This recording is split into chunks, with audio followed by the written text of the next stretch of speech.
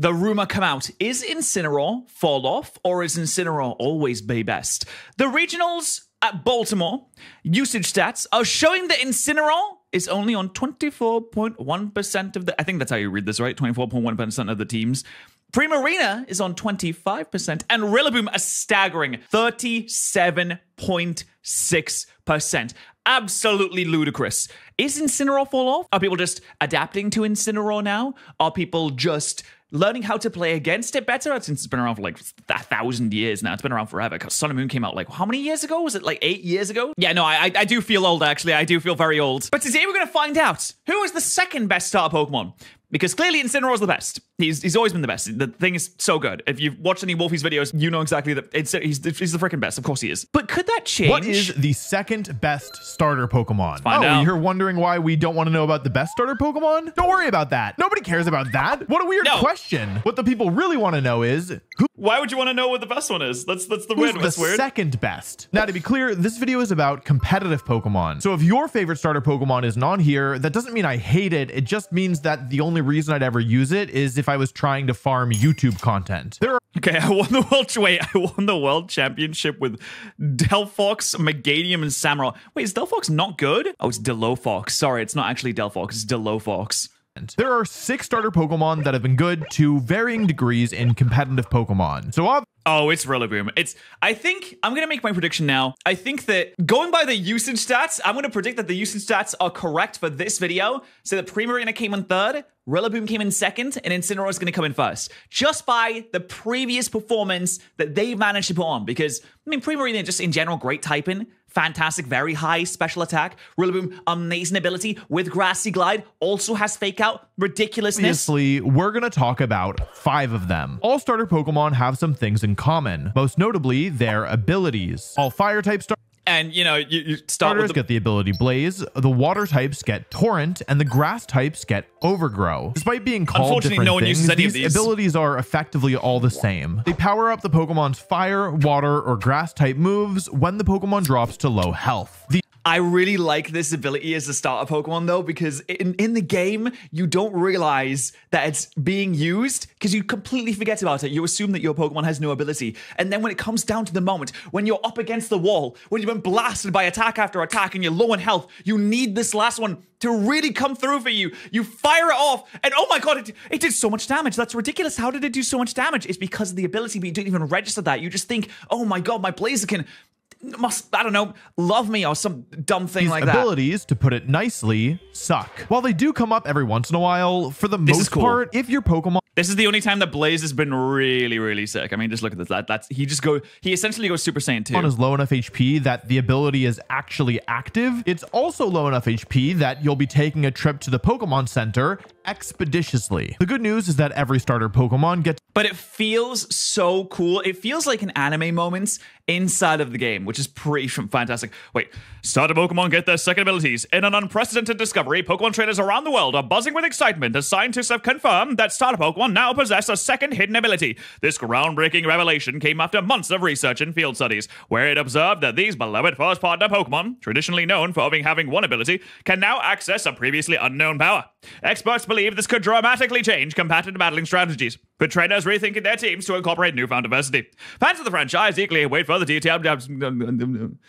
Okay, sure. And then we got Incineroar down there saying, I was already the champ, but with this new power... Get ready, I'm about to set every tournament on fire. That's what he said. Access to a second ability. And these hidden abilities determine a lot of how good each starter Pokemon can be in competitive play. For example, let's start with Primarina. Do people like Primarina? I feel like I generally have a pretty good idea of like how popular different starter Pokemon are, but for Primarina, I actually have no idea. Primarina is a Pokemon that was introduced in Generation 7, and it's the only starter Pokemon from Alola we're going to be talking about today. Primarina is a water and fairy type Pokemon. I wonder if he says the word Incineroar throughout this entire 25-minute video. Which is really good. Even though water and fairy don't have a ton of inherent synergy beyond water canceling out fairy's weakness to steel, it turns out when you stick 2 of the best types in the game together, you get something really good. Primarina only... No, that doesn't make any sense. You have to has 3 weaknesses, a rarity among Pokemon with 2 types. And I feel like grass and poison aren't really very common offensive types in VGC. Apart, I mean, you have Rillaboom, obviously. Like, Rillaboom's very common. But poison, you don't see that come up much. And now that Miraidon is out of the picture, you're not really going to see much electric. Is there many electric Pokemon you'd really use in the current regulation? Because you can't use any legendaries. I'm trying to think of like some really, really good electric types. Like, no one's using Kilowattrel, right? Are people using Kilowattrel? And even better, it resists 6 types and is immune to a 7th. Compare this to my favorite Pokemon, Executor, and its 7 weaknesses, including a double weakness to Bug, and you'll soon see that not all silly Pokemon are created equal. Primarina is one of the only Pokemon in the game that resists all of the moves from both Urshifu, a Pokemon Distortion world bent on traumatizing every competitive player. And unlike Decidueye, who made an appearance the worst. That's so heartbreaking. I love Decidueye's design. On my worst starter Pokemon video, Primarina's ability actually does something useful. Yeah, long reach is basically useless. I mean, what does it do? You can use contact moves without making contact. Wow.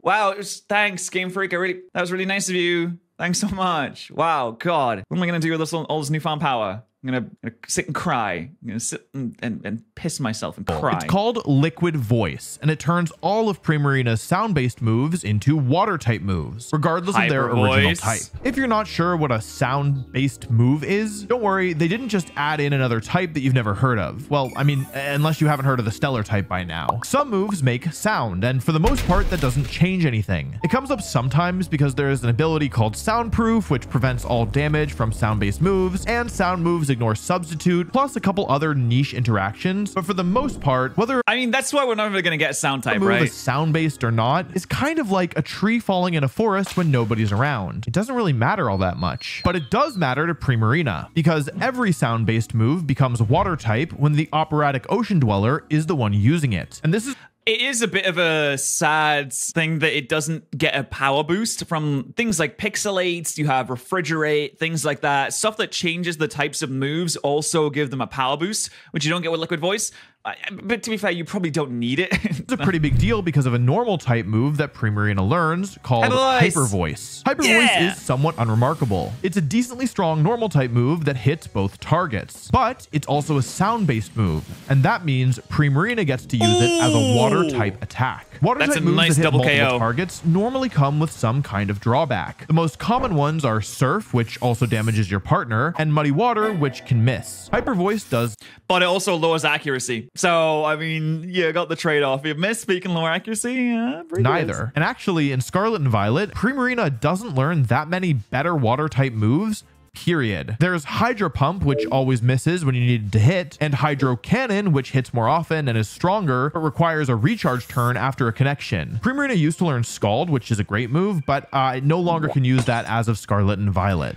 Honestly, it's a good thing they took out Scald. Way too many Pokemon know Scald. It's ridiculous. Every single water type in the entire video game was running Scald. Every single one. Because why would you not run Scald? 30% chance to burn?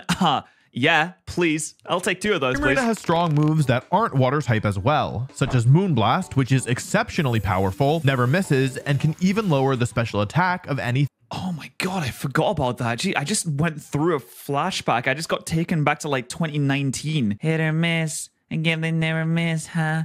Jeez, oh my God, I don't like that. Hits. Primarina does have some weaknesses, most notably its stats. That's a little misleading because it actually does have good stats. It's got respectable bulk and it's pretty strong, but it's not exceptional on either axis, and it's also pretty slow. And that's part of the reason why Primarina was at its best during the Dynamax era of Sword and Shield. Dynamax allowed a Pokemon to double its health and power up all of its moves. And while all Pokemon benefited to some extent from going big mode, some certainly appreciated it more than others. Primarina was one such case. It was just barely not bulky enough and not strong enough. Oh, she reminds me of Shirahoshi from One Piece, the big mermaid lady. Normal form, but with Dynamax in play, it suddenly became terrifying. In Trick Room, slow Pokemon move before fast ones, and with Dynamax and a Life Orb, Primarina could blow through teams before they could react. It also helped that using the water type move, Max Sky. I also love the editing on these videos. I think the editor does a really, really good job at displaying all the information in a good way.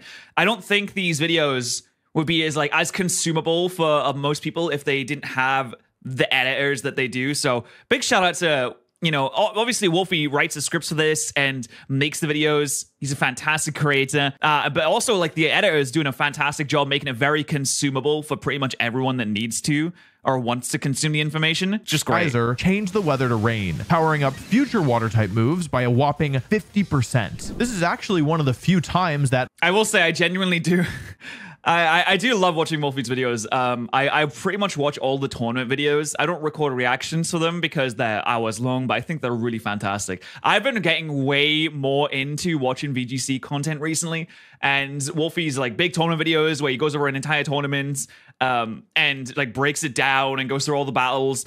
I just think they're so fun to have on. It's just nice to have on for a long period of time. One of the starter exclusive moves was used in competitive play. See, max moves were stronger versions of regular moves, but how much stronger depended on how strong the base move was. A Pokemon using Max Flare based off of Ember is going to be a lot weaker than Max Flare based off of Overheat. Every starter Pokemon can learn a move that's basically a starter type version of Hyper Beam. In Primarina's case, that move is Hydro Cannon. I mentioned it earlier and how it takes a recharge turn, but when Hydro Cannon turns into Max Geyser, it keeps its high base power, but loses the drawback. It's worth noting that while Primarina was very strong, it only remained relevant for a short period of time.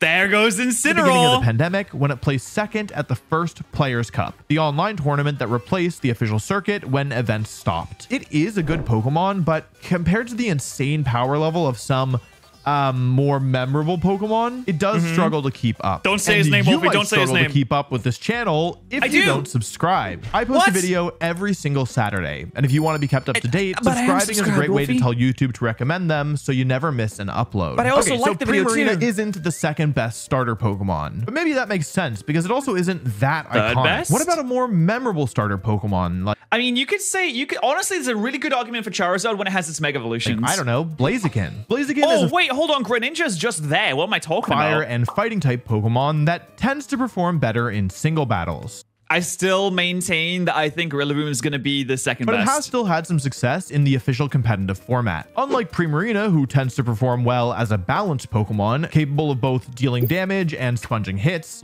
I wonder if anyone used Mega Blaziken much. Blaziken is here for one thing and one thing only. Kick. Damage. This actually isn't entirely because of Blaziken's typing. While Fire and Fighting is definitely a type combination geared towards offense, Blaziken only has one more weakness than Primarina and the same number of resistances. So it does. I didn't realize that Blaziken had a good amount of resistances, though. Oh, I guess it does. Nice one, Blaziken. It does have much less bulk, though, too. It does lack an immunity. And this is nice because even though picking Blaziken means you're comfortable with it going down quickly, the decent defensive spread means if it's paired up against the right Pokemon, it can be like the last guest at a party and just refuse to go home. But the real strength of this typing... Man, that's the worst when you hit them with the...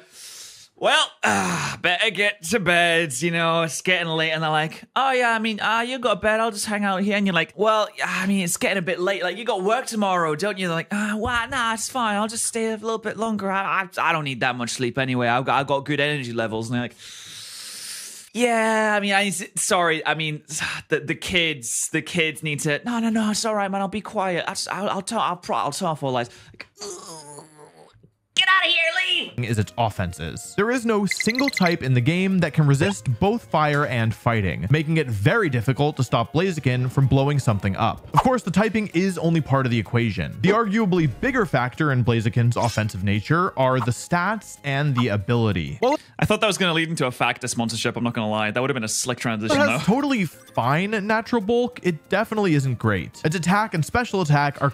I didn't realize that Blaziken was so slow.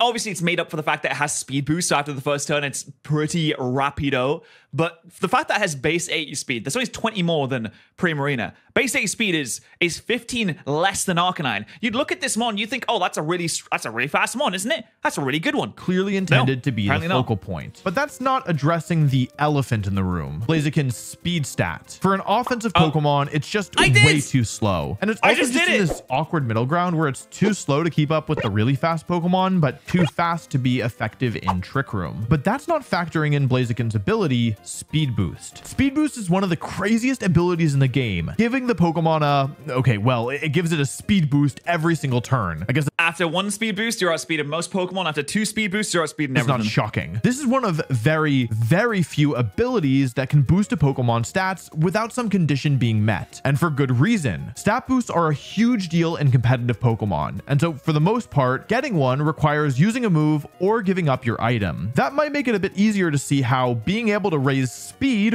arguably the most important stat, at the end of every single turn with no drawback is completely absurd. So I think you could probably nerf speed boost so that it boosts your speed after the end of the first turn that you're in battle, but not after that. And it would still be really, really, really good. But after the end of every turn is ridiculous. Blaziken had a little use over the years, normally with either a Focus Sash to help keep it alive or a Life Orb to boost its damage. It was able to make use of both its offensive stats by using moves like Overheat and Superpower, with each move lowering one of Blaziken's offensive stats after connecting, which was less costly because then Blaziken could just switch to the other one. But if this were the whole story, Blaziken wouldn't have made this list. Fortunately for the Flaming Chicken, there's more to this.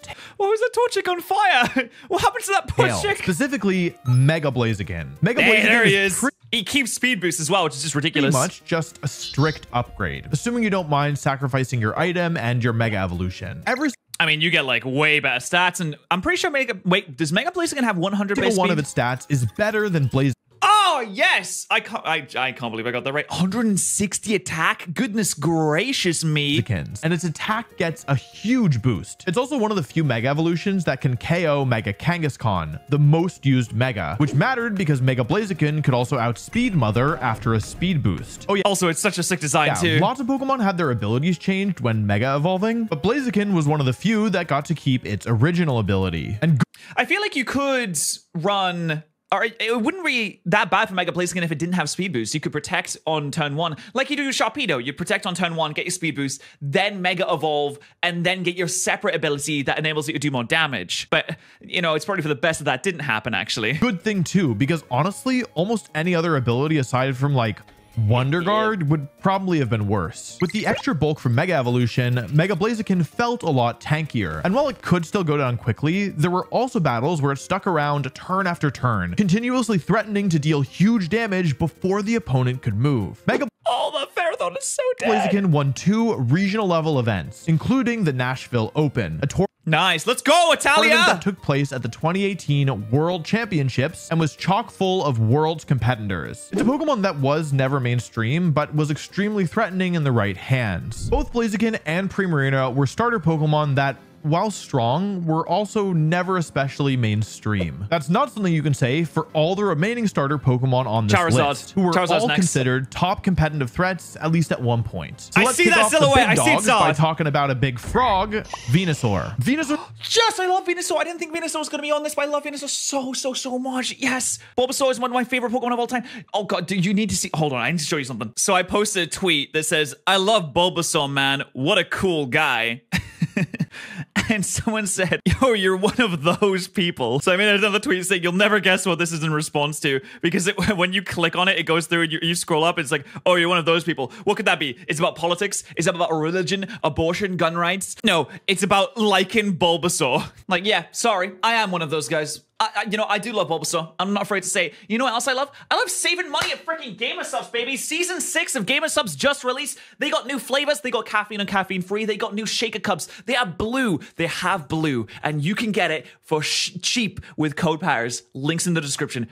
Get yourself a shaker cup. Get yourself a new flavor. Get yourself some freaking Gamer Tea. They have Gamer Tea. Isn't that ridiculous? It's right there. It's right there. See the box? Links in the description. The grass and poison type Pokemon that just sucks to play against. As I'm recording this, I am currently preparing for the World Championships, and like if there's one Pokemon I don't want to play against, it's probably Venusaur. Just like Blaziken and Primarina, its ability holds the key to its success, Chlorophyll. This ability doubles Venusaur's speed stat if the strong sunlight weather condition is active. Oh, I never considered Fastsaw. I always considered Bulksaur. I never consider Fastsaw for some reason. I'm not really sure why. Effectively allowing it to outspeed every other Pokemon in the game. But Venusaur's special attack stat isn't that high, so why is it moving before other Pokemon such a big deal? That has to do with a move that Venusaur learns that should be familiar to anyone who's ever caught a Butterfree, Sleep Powder. Sleep Powder puts whatever it hits to sleep, but it only hits 75. Ooh, that miss though. That miss. Oh, look. Oh yeah, no, I feel it. No, I feel it.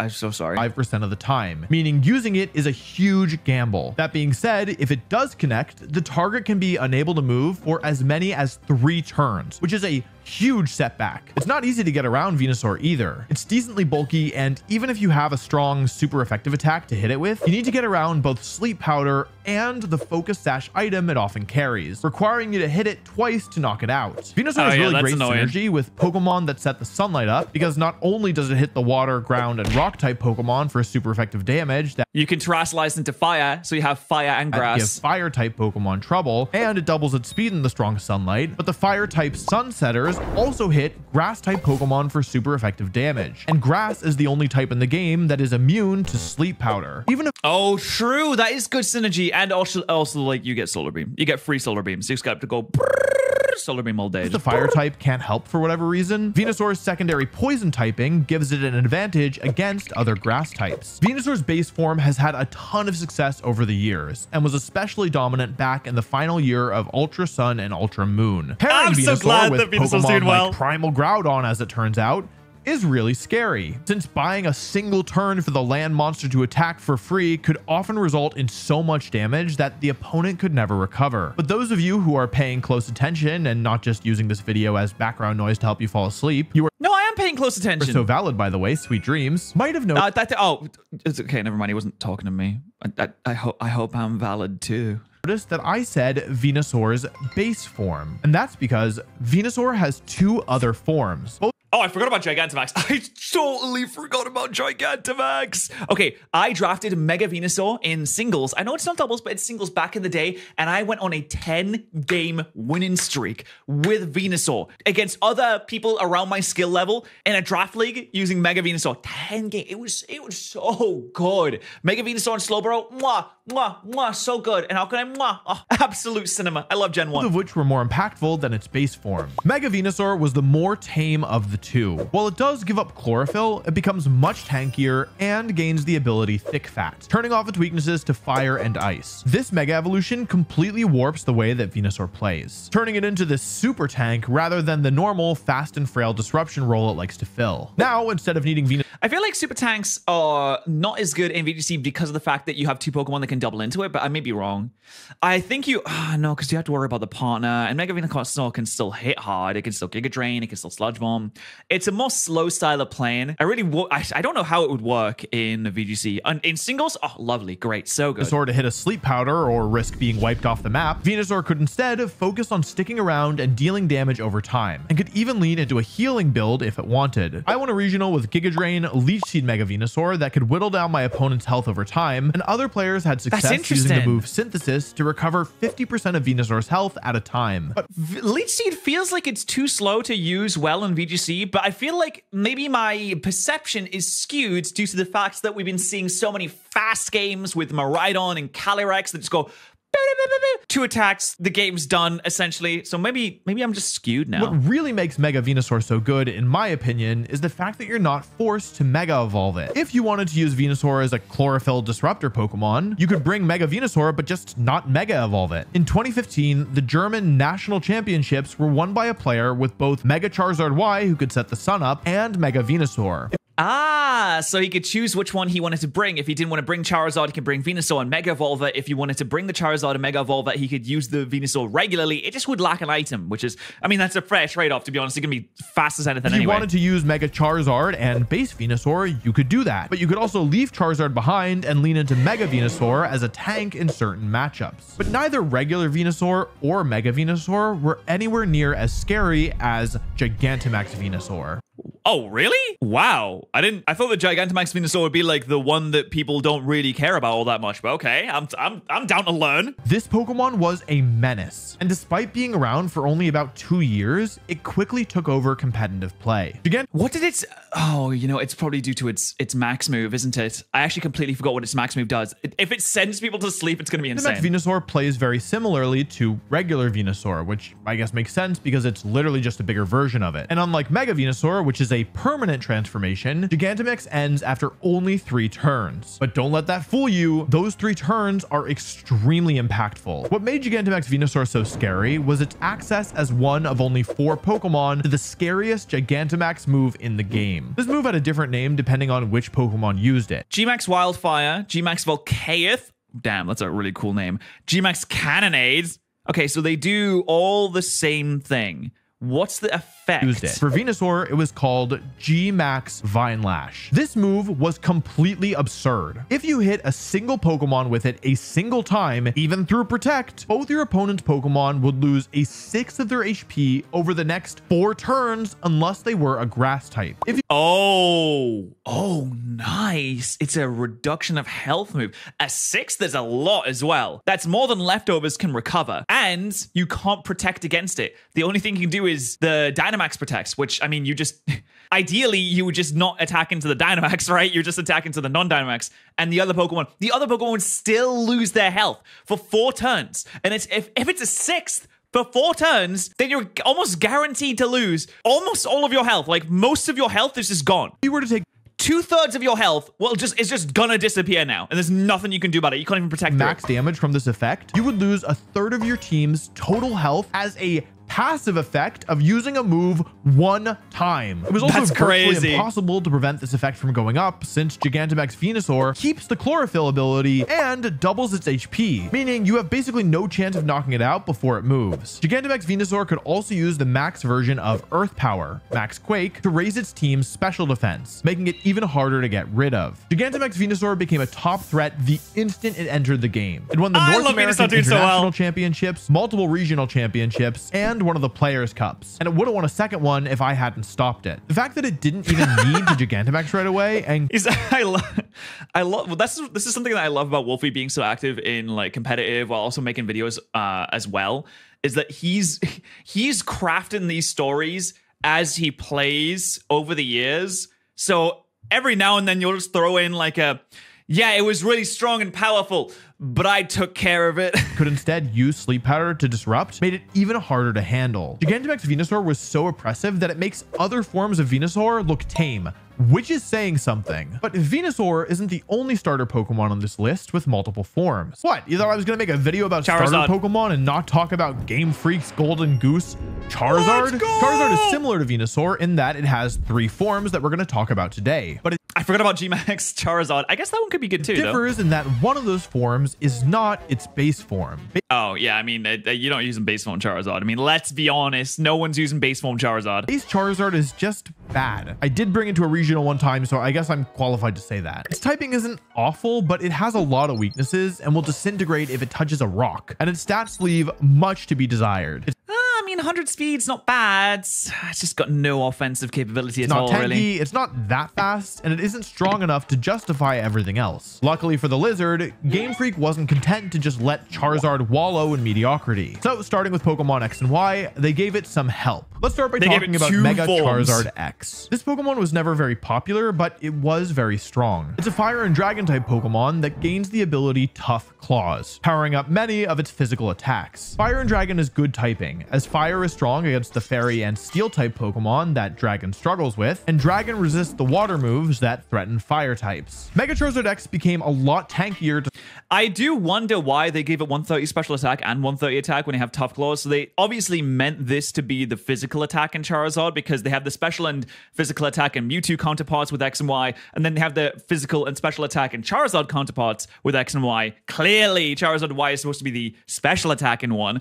I wonder why they didn't just like buff the attack up to like 150 or something like that. Supplement its better defensive type. I mean, it would be absolutely ridiculous if it was 150, so maybe it's better they didn't do that. And also gained a ton of attack, letting it actually work as a physical attacker. I brought it to the World Championships twice, and I won a regional with it back in 2018. The thing about Mega Charizard X is that although it was very strong, its most broken move was Flare Blitz, a move with recoil. And the more damage it dealt, the more damage Charizard took in exchange. Couple this with Charizard's speed stat, which, although good, wasn't faster than most other threatening Mega Evolutions. D-Dance, baby! I mean, you need one D-Dance and you're outspeeding everything in the field. And it starts to become clear why Mega Charizard X never really took wing.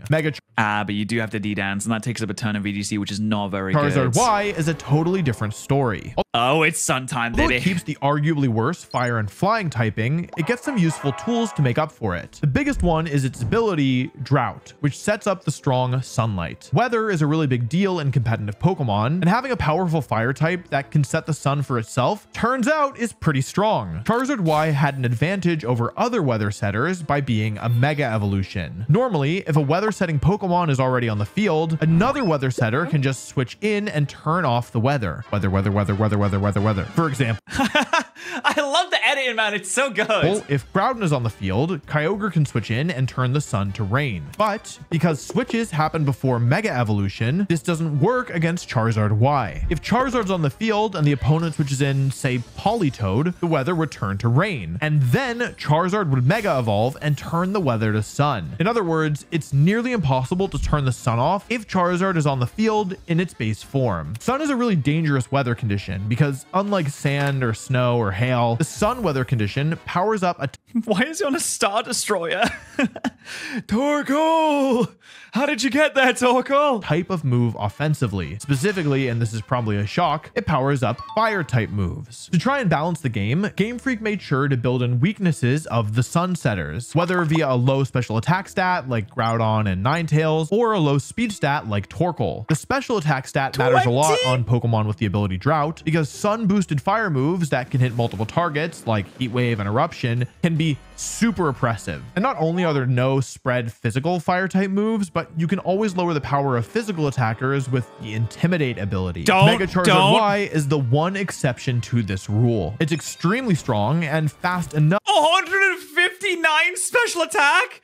Oh no. Oh no, what is this? What has happened here? I didn't realize it was that big. Jesus criminy. It just needed a speed buff. If it had a speed buff, if it was even 110 speed, it would have been ridiculous. Enough to be a threat. It can spread damage with Heat Wave or remove a key threat with Overheat or Fire Blast. And it gets the move Solar Beam, which hits the water and rock types that resist its fire type moves. Mega Charizard Y was a top Mega Evolution for most of the time it was in the game, sometimes being as good as one of the 3 best Mega Evolutions. It won multiple regional and national level events and finished second at the World Championships in 2014, ultimately losing to Patterrz. But ultimately losing to Patterrz is such a funny sentence. Neither Mega Charizard was anywhere near as good as Gigantamax Charizard. See, Charizard was one of the other Pokemon that got access to that broken max move effect I mentioned earlier. In this case, called G-Max Wildfire. But whereas Venusaur was threatening because it was too fast and bulky to stop it from getting the move off, Charizard was terrifying for another reason. God, Charizard's Gigantamax form is so sick. This attack was one of the single strongest moves of all time. That might seem a little strange because Gigantamax Charizard just has all of Charizard's base stats minus the HP, which is just doubled. And I already mentioned how base Charizard is actually pretty bad. But here's the thing. Gigantamax Charizard would often use the move Blast Burn, the fire type Hyper Beam. So we're already starting with a move that's pretty strong. And just like Primarina, it doesn't have to worry about the downside of the recharge turn when it's in its Gigantamax form. And then we start adding in multipliers. Okay, so what, like we'll run in maybe like choice specs? Because you can run items on Dynamax Mons or Gigantamax Mons, maybe choice specs.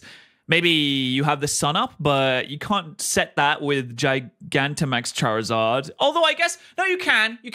You could use like not G-Max Wildfire to set the sun and then use G-Max Wildfire, I guess? This move gets 50% stronger because it's a fire type move and Charizard is a fire type Pokemon. It gets another 30% stronger because of the Life Orb item that Charizard would often hold.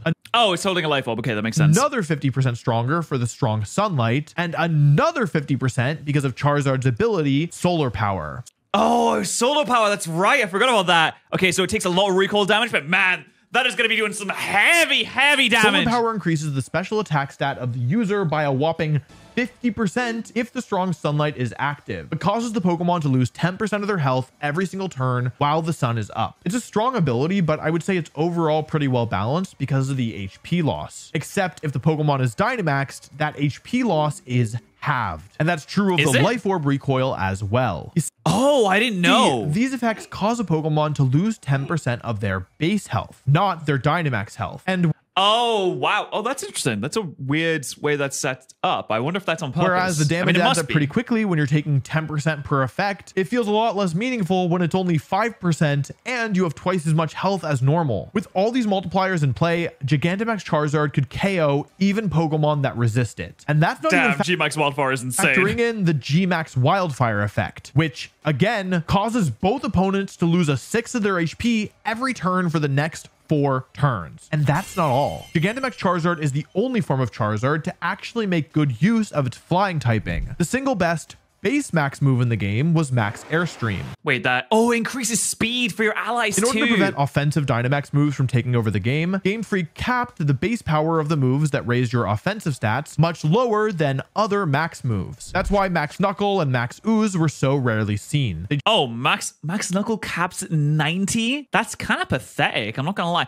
Max Ooze as well, kind of pathetic. Just were weaker than other max moves. I mean, you could cap it at like 100. I feel like that's fair. But Game Freak forgot that speed is an offensive stat as well, and arguably more important. And Max Airstream didn't have this limiter put on. So Max Airstream was not only as strong as a... God, I love a little Yu-Gi-Oh reference. God, that makes me remember the freaking Cyber Dragons. Now I'm thinking about Cyber End Dragon from Yu-Gi-Oh. Their max moves, it also raised your team's speed every single time you connected with it. While Max Airstream wasn't being boosted by the strong sunlight, it did still benefit from Life Orb, Gigantamax, and solar power, meaning it could still easily wipe Pokemon off the field before you could blink. And dealing with Gigantamax Charizard and its partner, often Groudon, with a speed boost was nearly impossible. Oh yeah, there's just a Groudon there too. Like the Groudon's just hanging out on the floor. Charizard was the single best performing Dynamax Pokemon in Sword and Shield, period. It won the first event of the game's release and the very last, and placed second at the only world championships that happened during Sword and Shield. There's a very real case that you can make that it should belong in the #1 slot for the second best starter Pokemon. And if you think it belongs there, I don't blame you. But after giving it a lot of thought, I'm giving the title of #1 second best starter Pokemon instead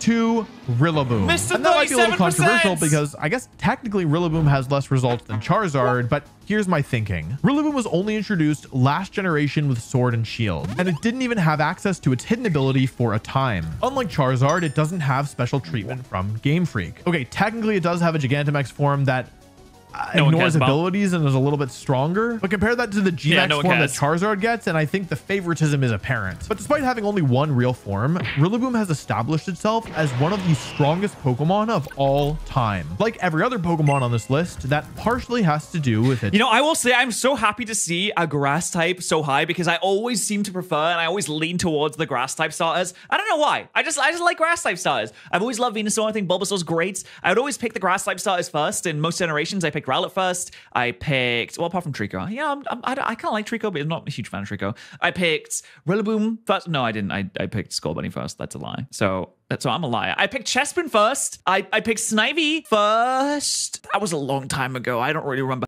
Grassy terrain, powering up grass moves, healing all Pokemon that touch the ground every single turn, and cutting the power of the move Earthquake in half. Grassy terrain is a little lower impact than the other terrains, but part of what makes it so strong is that you can use it as a way to shut down your opponent's terrain and disrupt their strategy. The ability is good, but it isn't the whole story. Rillaboom stats Grassy are Glide, great. baby. It's got Fake Out, Grassy Glide, Wood Hammer. What more could you ask for? Good bulk and a solid attack stat. And while its speed is middling, that actually isn't that big of a problem on a supporting Pokemon like Rillaboom. Rillaboom gets the move Grassy Glide, a move that was so strong they had to nerf it in Scarlet and Violet. Oh, wow. I didn't realize they nerfed it. This move gets priority if grassy terrain still is used. up, and it's stronger than other priority moves to begin with, and it gets a damage boost from grassy terrain. Rillaboom also gets one of the best supporting moves in the game, Fake Out, which stops the target from moving for a single turn and acts with heightened priority. Rillaboom's speed stat also works in its favor because it gets the move U-Turn, which does some damage and then lets the user switch out. Bulky Pokemon generally prefer to use this move after the opponent has already attacked for the turn because it'll... Oh, slow U-Turn is super, super useful. So you don't take an attack when you come in. Allows them to bring in a frailer, more offensive Pokemon safely. So Rillaboom is an excellent user. Normally, a Pokemon that excels at supporting its team and sponging damage tends to have trouble doing damage back. But Rillaboom is the exception. It can use the move Woodhammer, a move with a really high base power to deal huge damage, even without that much investment in its attack, thanks to the same type attack bonus and the boost from grassy terrain, plus the move's high base power. Oh, there's Luca! There's Luca in the bottom left. There was the winner. It's the winner, man. This move does recoil damage to Rillaboom, but the healing from grassy terrain helps to offset that. Rillaboom typically holds the Assault Vest item to help shore up its lower special defense stat, but that's not the only option it has for good items. Players have had success with Miracle Seed to boost grass moves, Choice Band for a huge damage boost, and Clear Amulet to stop Intimidate. Yeah, nothing's better than Choice Banded Fake Out. To name a few. I won the Players' Cup 2, a national level event with Assault Vest Rillaboom, and also won the Charlotte Regional Championships this year with the same set. Rillaboom is he loves using Rillaboom. Legal for 2 world championships. Yeah, there we go. See the world championship teams. Look at that. Bam. Rillaboom on both of them. Rillaboom is so widely used. And its finishes are first and second. It's won countless regional and international level events, and it's showing no signs of slowing down. In fact, as I record this in early August, Rillaboom is arguably the strongest it's ever been, despite the fact that it now has to deal with powerful, restricted legendary Pokemon. Unlike Charizard, there's just not that many restricted Pokemon that were heavily used that had super effective on Rillaboom, was there? I mean, there was... What are the good restricted Pokemon? You got, like, Miraidon. I mean, Rillaboom squares up really nicely against Miraidon with the Assault Vest.